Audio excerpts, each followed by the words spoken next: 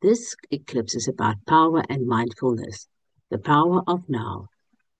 It invites us to clear mental clutter, create healthier routines, and ground ourselves in small daily choices that shape our life. On 23 September, it's a tide of power. Two shifts take place today. First, Mars enters Scorpio, igniting passion, drive, and deep intensity.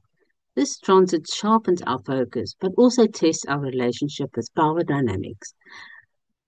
Will we wield our desires constructively or slip into manipulation? Power here is about honesty and transformation.